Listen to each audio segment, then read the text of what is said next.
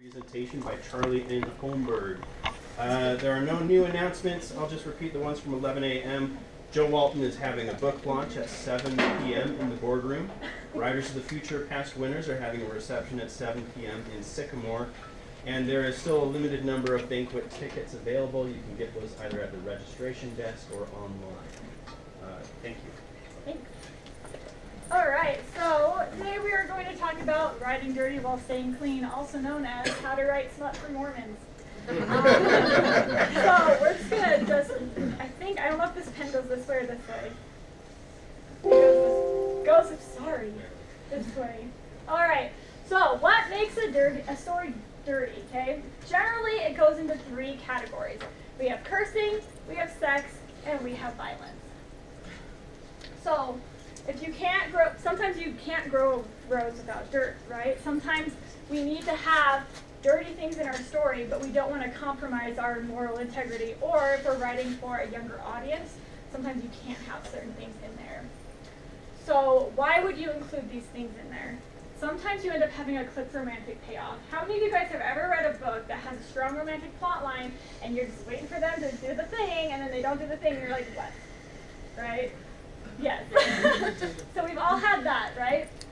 Sometimes you end up having soft characters. Maybe your main character or your antagonist is some salty sea pirate, right? But then he never curses and he doesn't steal and there's nothing hard about him, and so his character doesn't come across quite the way that you wanted it to. You can end up having bland fight scenes where you have this violence going on and you pull so far back that either you get bored or you don't really know what's going on. And then there's just a general lack of physical conflict. And this is both with violence and with like sexual tension and such. So, first we're going to talk about cursing, like a sailor who just converted to Jesus.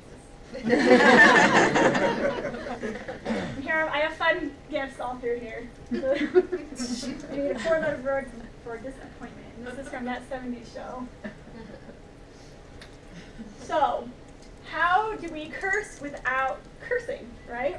So an easy one is you use a dialogue tag or some kind of tag that just takes the words out, like saying, he cursed, easy peasy. Sometimes you can utilize other characters' reactions. This is really good if you have a book where you have made up curse words, okay? Because you'll say something like, what the crift? We don't know what crift means, but then someone's like, oh my gosh, you said that, and then we know it's a bad word. Or, and again, you replace profanity with made up words. The key to these things is to show us that these are bad words early on in the story. If we're halfway through your book and someone says, what the crift, we're going to be like, what the crift does that mean?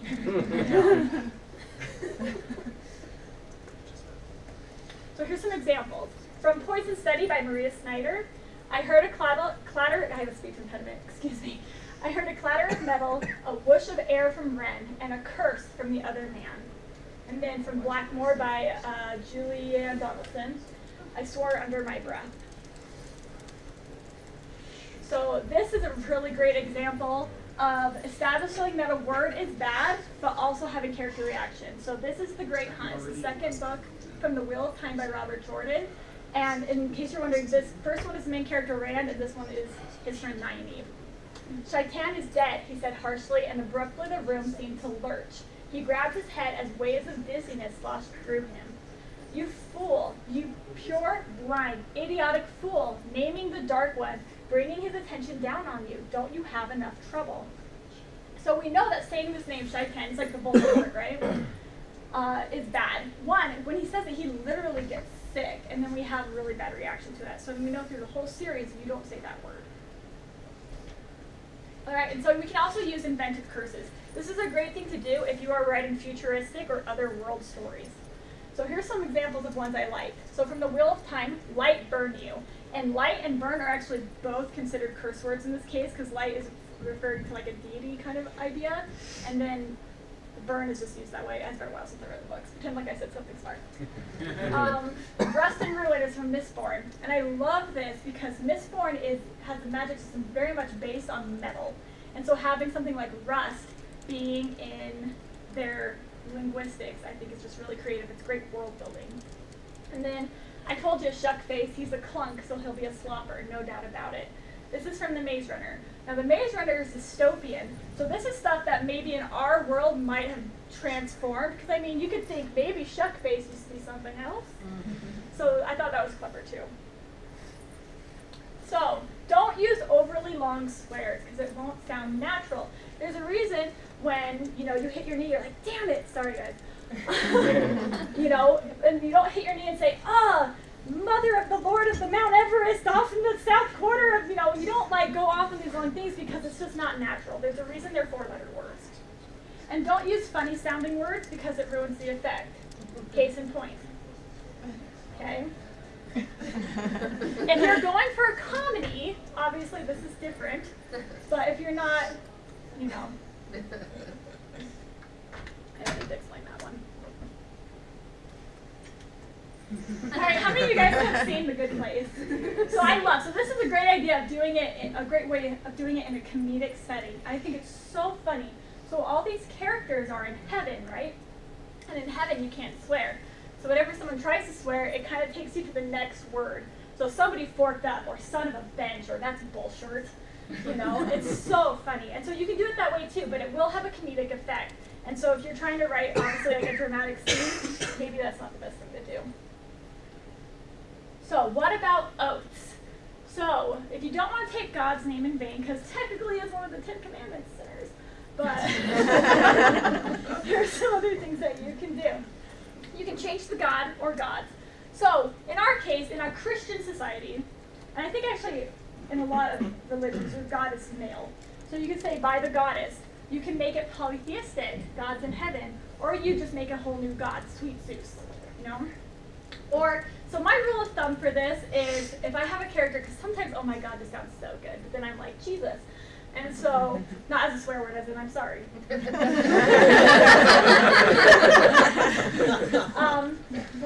So I always feel like if I'm having a character who is like, they're like saying, oh God, but I could be like, well, they're like, in the situation, they're kind of talking to God, so that's fine. It's like saying, oh, Hannah, But otherwise, and like some people, obviously, this doesn't bother a lot of people, because it's very mainstream. But for some people, it does. I made this for LTUE Story Makers, where we're all, precious. And so, there we go. Moses approves. This is my Moses picture. Okay, so this is an unpublished manuscript called Song of Suleiman by Heather Elliott. She is my agency sister. I met her through the Pitch Wars contest, and I just thought she did it so well. So her book, it takes place in like ancient Samaria, and I just thought it was so great how she did this. I raked my nails against the glass and cried, "Is this how you treat your servants, O treacherous?" And then I uttered the name. Not Shema, the name, the one forbidden to all but the high priest, the most holy word in all the world, and I shrieked it like a fishwife. It was so good. It was so much more powerful, too, because she establishes early on that all the people call their God, I don't know if it's Shema or Shema, because I speak English. And so they make it this, and that they never say this one. And so this is right at the climax that she says this, and not only does it just have so much power as far as clean cursing goes, but it just drives home just how hard this story is getting. All right, so the power of metaphor. So another way that you can avoid outright cursing is to liken your words to spoken but not typed things that show like that are scary, hard, or vulgar. So example, he spat a word hard as iron. We know that that's going to be a curse word, right? His lips spat a curse that dug into her ears like a newly sharpened knife. What are you doing? The sentence melted into a slur of vulgarity, each word driving the knife deeper and deeper into her skull. He took a break in the barrage only to say, "You've got to be joking."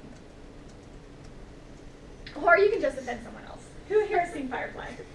They curse in Chinese and that all the time, but their audience, their general audience, does not speak Chinese. So they're like, hey, or in Slumdog Millionaire, which is a rated R movie, I think just about all the curse words are in Hindu? What is it? Hindu. So, which we don't understand, but if you are like a Hindu person watching it, you're going to be like, oh my gosh! Also violence of children, but, Anyway, so I did write a book once, it's not published, where everybody swore in Spanish. So I'm like, I'll just offend, the minorities, that's fine. It's not. Editors will forgive that. Will they forgive that? Yep. if you do it well. You can do anything you want in this business as long as you do it well. On occasion, you just stay true to the character. You just have to let it slip. As Jane here, if you can tell, that's Jane, so it's damn straight. So sometimes in my book, I am okay with my what I call lighter swear words. So I'll throw around my bastards, my hells, and my damns like they're candy, okay? But then I don't like dropping the harder words myself, especially because my bishop will read it. That said, there actually is a situation in a book that I have on sub right now. It's a young adult spec that takes place in high school, and one of the big themes in this book is it's feminism, right? And it's about sexual abuse and stuff. And the main character is being kind of tormented by this upperclassman who like says crude things to her and messes around with her. And there's a scene where he snaps her bra in a hallway and she turns around and punches him. And in this situation, this is a serious topic that I want to address. And so in that situation, his friend calls her a bitch. Okay? And I didn't want to take that out because guess what? This is what women deal with. They get called nasty names like this all the time. And I thought that glossing over that, I was doing a disservice to my characters and my readers. So in that case, I let it drop. So use your best judgment. Also, I love this presentation because I get to say bitch. Okay. So now we're going to talk about sex, like people do. We will... Oh, this is AKA either the most awkward or most fun section of this presentation. And we will abstain from gifts. So, why would you include sex? It might be the cap of a romantic plot line. It may be essential for character building. It's the catalyst for a necessary plot point. Or, honestly, it's part of a normal, healthy, romantic relationship. And if that relationship is a big part of your story, you might want to consider including that. Oh, what? So, a great important thing to remember in a book, if you're writing romance, especially if you do not want to include sex, is you have to figure out where your story is starting and the pacing of it. So we have ending early, Pride and Prejudice, right? So in the actual book, I don't think they actually kiss, but they get married, right? I think so. I'm a huge BBC version. So we'll just say in the BBC version of this, they kiss at the very, very, very end of the book, and it's a chase kiss, and that's all you get. Whereas with the 100,000 Kingdoms, you get a little something, something, something, something, and a something, something. You know? I love that book. So, the thing is here, so what I talked about earlier, it's like, have we ever read, at least one of us has, a book where you're kind of expecting something, and then it doesn't happen, and then you're disappointed? So that depends on your pacing and where you start. So if I want to write a book that does not have sex in it, then maybe I start chapter 1, you know, guy and girl meet. Chapter 3, they realize they like each other. By chapter 6, they're holding hands. By chapter 7, they go on their first date. By chapter 12, they have their first kiss. And my book ends chapter 14, okay? You're not going to expect sex to happen in that book, okay? But if I'm starting a book, and in chapter 1, they're already hot and heavy for each other, and in chapter 3, they have their first kiss, and then this is a 25-chapter book. There's only so far you can go, you know? And so in that case, you probably should include it. And if it's not included, you can disappoint your readers. This is the most awkward slide in this whole presentation. I'm just going to read it, and if you need me to explain something, talk to me afterwards. All right, so what makes a sex scene dirty? If you detail body parts or the things that they do, if you have foul language that refer to said body parts instead of using what their technical terms are, or if you stray outside the norm. That is all I will say. All right, so we're going to talk about some ways to clean it up. One moment. So this, I think, is probably the most common one that we see, where you either close the door or you fade to black. So you lead up, we know what's going to happen, and then the scene ends. So here's an example from Cruel Beauty by Rosamund Hodge that I like.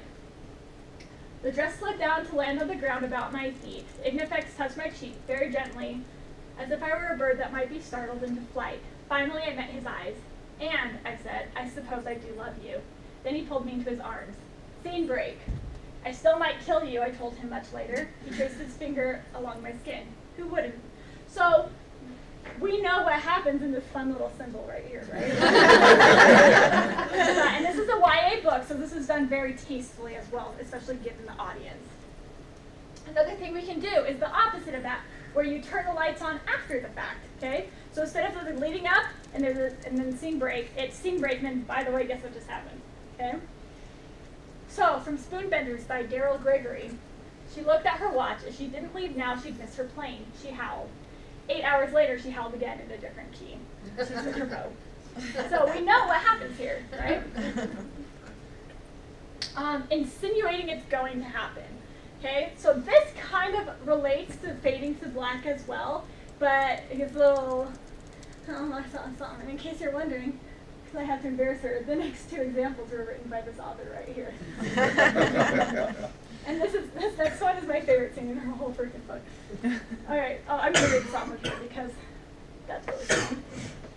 He kissed her. She hadn't seen it coming, this soft, dark kiss. She melted into it, allowing the scant mental barrier she'd built to slip. Also, they're telepathic. If you don't know that, this will get confusing. She let him experience what she'd felt that hellish hour he'd been in the sky, the desperation and terror, the need for him to survive. His grip on her tightened, and the kiss intensified. They broke apart, took a shuddering breath. Perhaps we could learn to live with each other, Juliet King. Perhaps, if you ever get all that blood off of you. He raised his eyebrows. As we've established, I'm not the only one covered in blood. She had an involuntary longing for a hot shower, a long, thorough, steaming shower. The golden Hashem's eyes deepened. When he spoke, his voice was gruff. Go, you'll feel better. She touched his cheek. I don't want to go alone. He made a strangled sound, then scooped her up in his arms and strode toward the bathroom door. She opened her mouth to complain about him ripping out his stitches, but he silenced her with a kiss. Want to know what's happening in that shower?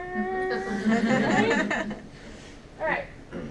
And then this pointing the camera somewhere else, okay? So what I mean by that, so imagine that as an author, you have a camera and you're following your characters around, right? And you're like, oh, they're going to the bedroom, and then they shut the door in your face, right? Or, oh, they're here, and then they turn the lights off, and dang it. You know, and so you're following it around. So in erotica, or sometimes, like, I feel like erotica, you have the camera, like, right in what they're doing, okay? And in romantica, you have the camera, like, right here, and you're like, yeah, okay? So there's also a method that you can do where you just point it at the ceiling, okay? So we're in the room with them, and things are happening, we're just not looking at it. And this way, you can focus on emotions rather than body parts and use metaphor. All right, so this is from Shadow of Flame by Caitlin McFarland. Minds connected, they discovered how to make each other gasp and moan and arch and need. There was a pain when they came together, but it was swept away in a flood of desire. And then there was nothing separating them. Minds and bodies melded. They were heat and light, souls fusing with an intimacy that had nothing to do with heart swearing or magic, but passion and trust and love. And then here's another one that's a lot heavier on metaphor. And then his body along hers is all the night in the garden, and all the worlds, and in her mind she saw the shadow of a falcon, wings beating wide, fly across the face of the high moon. And that's from The Summer Tree by Guy Gabriel Kay. So, if you do not have a romantic plotline or subplot in your story, you need to gauge how sex is being used to drive character or plot. If it is not forwarding some aspect of the story, you probably do not need it. And that is the case for a lot of things. If you have a character who is not forwarding some aspect of the story or a magic system, you probably don't need it in your book. I'm sure there's a lot of books like this, but there was one that I read once. It was the 3rd book in a trilogy, and this author was a very clean author too. And we're at the beginning of the book, and my bridge of my glasses is usually lower. It's confusing me. And we're being introduced to the bad guy, and then all of a sudden he's getting a hand job from his minion, right? And I'm like, what? Sorry, I said hand job at LTUE. And I was like, what? Like, I was super surprised, one, because it didn't match the tone of stuff that he had written up to that point, and then in the rest of the book, those two people's relationship, that scene happening had nothing to do with the story. It was like his editor said, hey, we want some sex in there, and so he's like, hey. And it just didn't work for me, you know? So, consider. All right, so here's my soapbox about rape, right? So, a lot of people use the woman in the refrigerator trope. You guys know what that is? So, the idea of this trope is that you use harm to a woman in order to motivate a man.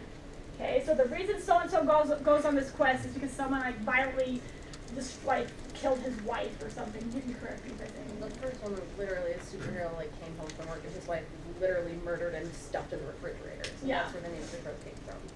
That's why Caitlin sticks around, guys. So it's using harmful women to motivate a man.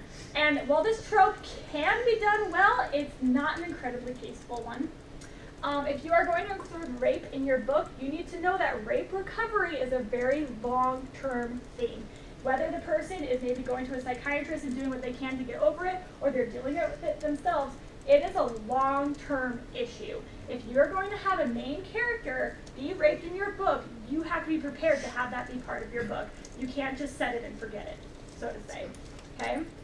And when I don't know if any of you guys have ever read a book where something like this happens and they set it and forget it, it makes me furious because it's not realistic, but it's also like, where's this character's emotions? Like, what happened here?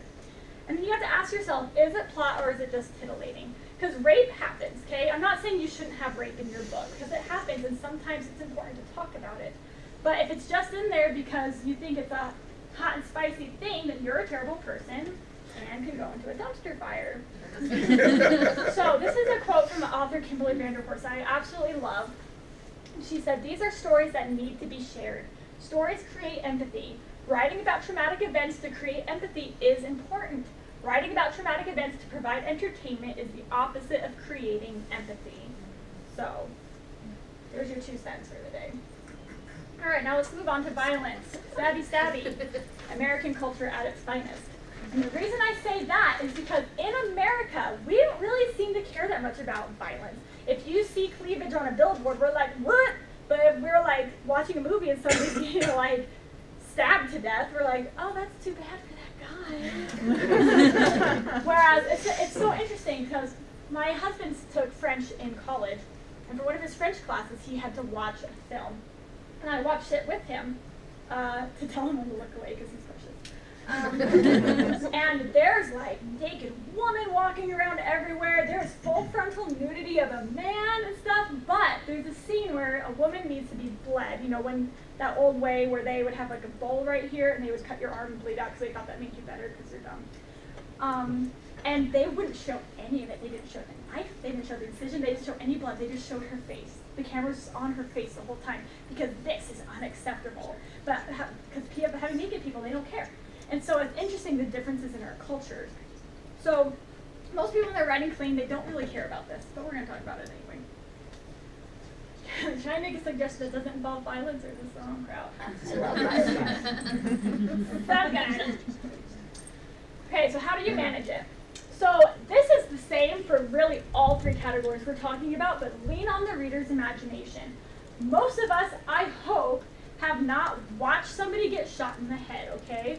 So if we're reading a book and it says he shot him in the head, we're like, oh my gosh, we picture a bullet in the head and we move on. But then if it's like he shot him in the head and then you start explaining the skin ripping and the bones and gushing stuff, then that all of a sudden became way more violent to us than it had been before because we can kind of control what we think as far as violence goes. Oh, I had a point. What was it? I don't know. So, that it's very different between, so with reading, when we're reading a violent scene, we kind of have control over what we see, whereas if we're watching a violent scene, it's a lot different, right? Because they're telling you what you're going to see because you're seeing it. Don't forego blocking. So sometimes when we want to stand back from the violence because we don't want to get too violent, we also stand back from what the characters are doing and where they are, and then we get super confused. So, you know, if someone's getting stabbed, tell us that they're getting stabbed, right? And then say like where they're moving or we don't know what's going on. And you want to strategize where to place the reader's focus. We have emotional versus physical cues. So if you want to maybe take out some violence, somebody getting run through with a sword, run him through with a sword and then tell us what he feels up here, okay? Or you could tell us what's coming out, but figure out where you want to place your reader's focus. And sometimes if you want a scene to be more impactful, like this is your climax and your main characters got run through, sometimes you want to include those details. By the way, they can see their intestines hanging out because like you want the reader to think they died, or maybe they do die, you don't know yet. All right, trim excessive details. Again, you can tell us that someone got shot in their head, maybe their head flies back and they crumple on the floor. Or you can tell us all of that and then tell us about blood spurting or like arteries going off and stuff like that. If you don't want to be less violent, don't give us the excess details. And then again, emphasize pain and sensation rather than the gore itself. All right, so here is a violent scene from The Emperor's Soul. It's a novella by Brandon Sanderson that won a Hugo. So if you haven't read it, please do. He cut off as Shizan stepped forward in a blur and smacked the heel of her hand against his wrist, breaking it, knocking the sword from his fingers. She snapped her hand upward, chopping him in the throat. Then she curled her fingers into a fist and placed a tight, short, full-knuckled punch into his chest. 6 ribs shattered. Check my time here. Of course, I'm going too fast. It's fine. So we know everything that happens. The blocking is excellent in this, okay? We know the damage, 6 ribs shattered. Okay, this is done very well. So we're going to take the same scene and make it more violent versus less violent. So more violent. He cut off as Shizan stepped forward in a blur. She slammed the heel of her hand against his wrist, feeling the bones break beneath the skin. The man screamed and dropped his sword. She snapped her hand upward and clawed his eyes with her fingernails. Then she pulled her dagger and shoved the tip into his chest, piercing through skin, muscle, and bone until blood spurted rhythmically down her arm. All right? So we have a lot of excess details. We have more injuries, too. We have blood. Like, instead of punching him, she's using a knife. Going for the eyes, going for sensitive areas is going to make your reader go, ugh, more than not, right? So men, if you read about somebody getting punched in the bicep versus punched in your junk, which one's going to make you more? So that's another way. If you wanted to up your stakes, have them hit tender things. Mouth, eyes, that stuff, and stuff like that. So this is a lot dirtier. So this one is making it even cleaner than it was. He cut off his Shizan stepped forward in a blur and smacked the sword from his grip. She snapped her hand upward, chopping him in the neck. Then she curled her fingers into a fist and placed a tight, short, full-knuckled punch on his chest. So basically, it's taking out even more details, okay? And then another thing over here that we have is the man scream. So we have his reactions, right? Whereas here we have nothing. All right, so a special note, violence that is used as abuse is going to be a lot more affecting to readers than otherwise. So if I'm reading about, this is my next slide. Here's my example, okay? The violence in A Child Called It is a lot more unsettling than the violence in Stormlight Archive, okay? Because this is like third-person war stuff going on, where this is violence happening to a child in first person, okay? So this is going to affect us a lot more. And on that note, first-person violence will always be more unsettling than third, because in first person, you are really, really in their head, more so than in third person limited, okay? And so we're going to feel that, assuming you're writing it well, you're going to feel that violence a lot more, and those pain and the reactions more so than you would in third person. And then pleasure in violence is more stomach-turning. So if we go back to that Brandon Sanderson, and Shizan is like, yes, and like seeing him bleed and suffer, that's going to be more unsettling to us than if she's just trying to escape the prison, which I believe is what she's doing in that. Spoiler, in that scene. So, clean writing in action. How to tell a good story that doesn't rely on cursing, sex, or violence, because it's not like George R.R. Martin is popular or anything. So, one thing is don't rely on your shock factor. How many of us have seen comedians that do exactly this, okay? And they're like, oh wow, like he just said diarrhea or something. But I guess I'm doing that tomorrow. Not Saturday. I'm the banquet person. I have to talk about. I'm talking about diarrhea in my speech. Okay. So, at first it's like, oh wow, but after a few minutes, it's like they're not funny anymore. They're just being kind of crass and dumb. So shock factor is a great thing to utilize, but just don't overdo it. Create well-rounded and likable characters. I really think, oh wait, I have a laser pointer on this. I've been doing this whole time. Yes. I think likable characters, I feel like characters will drive a story better than anything else does. If you have characters that you really like, your story is going to be good. Things that make likable characters, if they are sympathetic, if they are competent, if you show other people really liking them. What were the other ones we talked about? Those are the people we talked about. No, there were 5. I counted 5. Anyway, make likable characters. Look it up. Google. But yeah, characters will drive your story better than anything else. That's why character-driven stories work. Because if you like the character, even if there's not like crazy scandalous plot, we still like the story. And if you've noticed, have you guys noticed on like Netflix and Hulu now, like all the popular shows coming out are like super scandalous? It's like how much proof is the barrier, and that's what makes people like them, because they're playing off of this. It's like, when is this gonna run out? Utilize romance. You guys do not have to write romance if you don't want to, but romance is a natural page turner. Okay, romance is like 60% of the market. Okay, it is just a natural page turner, even if it's a subplot. My husband, who reads all my books, his favorite one is one that I just wrote. That is the most romantic book I've ever written. It has 13 kissing scenes in it. And that's his favorite book, because romance makes you want to know, oh, they gotta get together. You know, it's just a natural page turner. And then up your stakes. So people are going to want to read your book if the stakes are up, even if it has nothing to do with cursing, violence, sex. Okay? And make your stakes more personal. Or there you go, Caitlin in front of everyone. It embarrasses her and I like it. You're so glad you're friends with me. Yeah, make the stakes more personal. Yeah, back here. I saw the Sword Art Online movie, and the stakes were the characters were losing their memories of a very personal, traumatic time, and that really affected their relationship. She's like, that's when we fell in love. Yeah, that's fantastic. That is a fantastic example of having personal stakes, okay? So it's, you know, whether, say like you're having a building repoed. Is it a building down the street? Is it the place, okay, well, that's too bad. Is it where the person works? That's really bad. Is it their house? That's super personal, so. Oops, wrong button. Goes this way. All right, so something I just caution people, don't write anything you're not comfortable with writing, okay? I know someone in this room has had this situation before, but where maybe your editor says, we want more sex in this book, or we want just like, say the cursing, whatever. It's hard, especially as a new writer, to say no to a publishing professional, but once you start down that slide, it's really hard to get yourself back up. And again, if you do the things that, like raising the stakes, having personable characters, you won't need that stuff anyway. But if that is something you are not comfortable doing, if you're like, yeah, sex, that's great, do it. I hope someone walks by right when I said that. So go ahead and do it. If that's what you're comfortable with, great.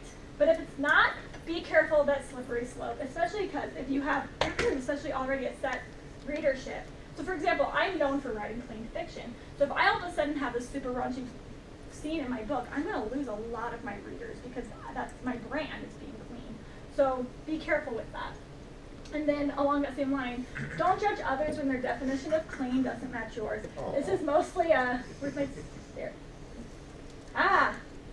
This is my LDS story maker's bullet point.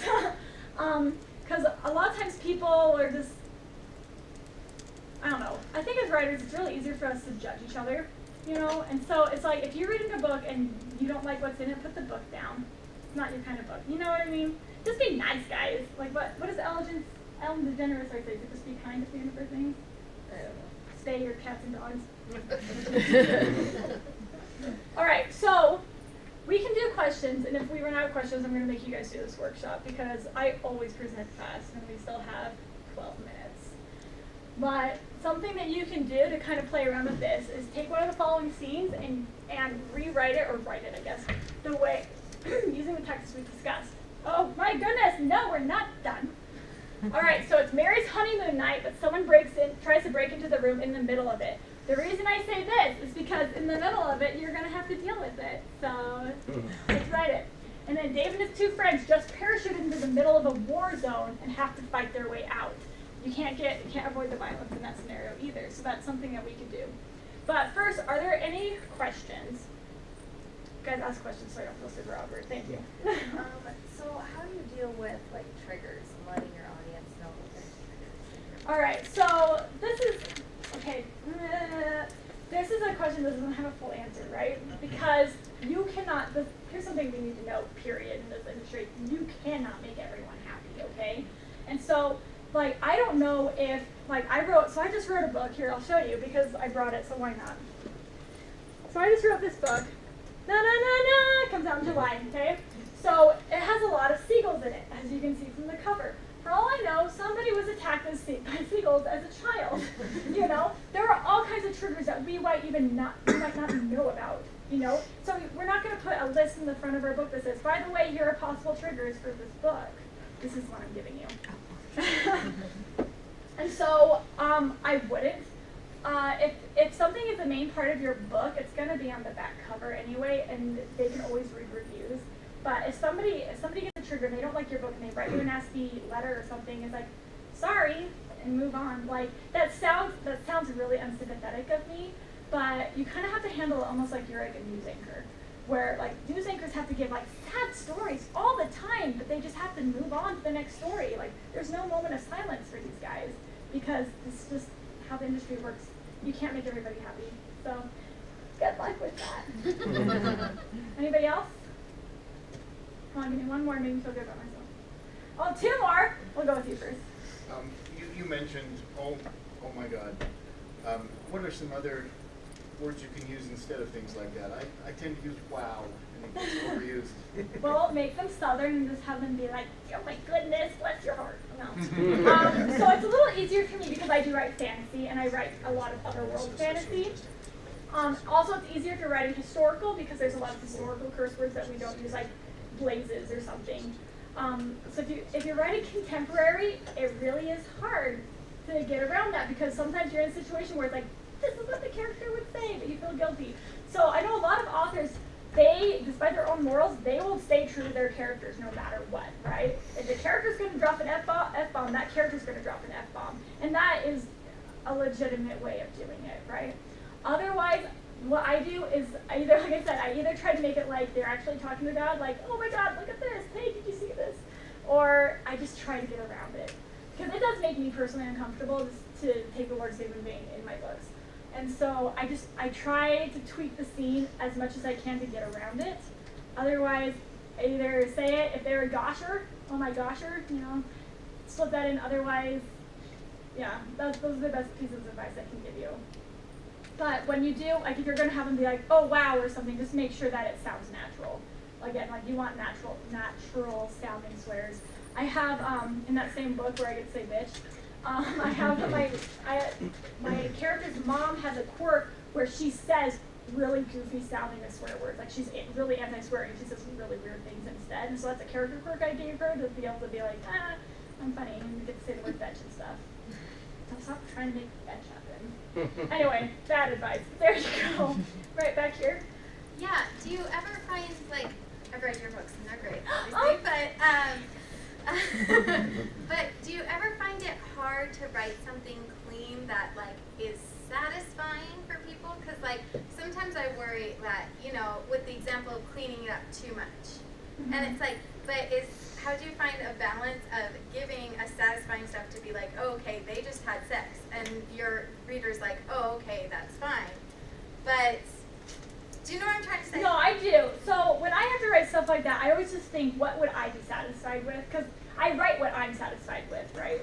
And so also, you just have to be careful with what promises you make in a book, So, for example, if you're writing a book and you mention in chapter 3 this great history revolving around this, what am I trying to say? Maybe there's like great serial killer who killed people with a double-headed axe, and there's this whole thing, and then he never comes to the story or anything later on. Technically, that's kind of the way it's a promise. We expect this to be foreshadowing or something, and so if that has nothing to do with the rest of the story, that's considered a broken promise, right?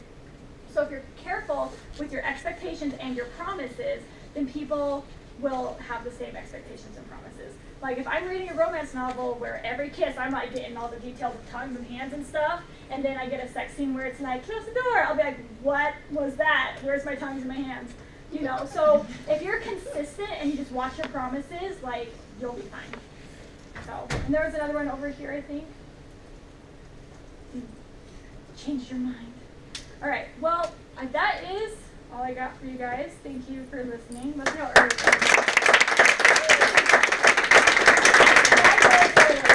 So just sit here and act like something really interesting is happening, or do my workshop. No.